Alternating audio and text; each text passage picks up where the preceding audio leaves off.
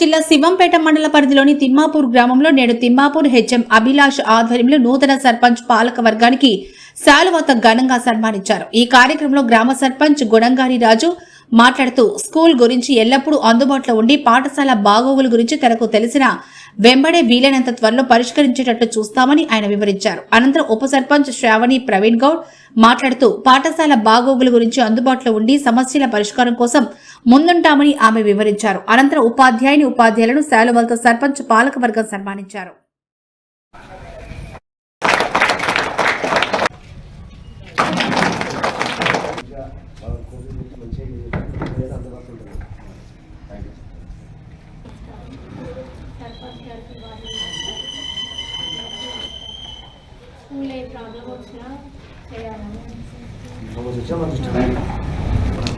ప్రధాన ఉపాధ్యాయులు గారికి, పిల్లలకు, పెద్దలకు, నా వార్డు సభ్యులకు, గ్రామ పెద్దలకు అందరికీ నా నమస్కారం.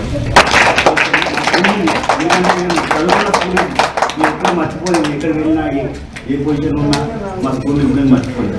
Thank you sir. మన టీచర్స్కి అందరికీ మన తిమ్మాపూర్ గ్రామ స్కూల్లో ఎటువంటి చిన్న సమస్యకైనా ఏదున్నా ప్రతిదానికి ఈ సార్ వాళ్ళకి చెప్పండి. వాళ్ళు పట్టించుకోకపోతే ఏదైనా మంచి చేస్తాం.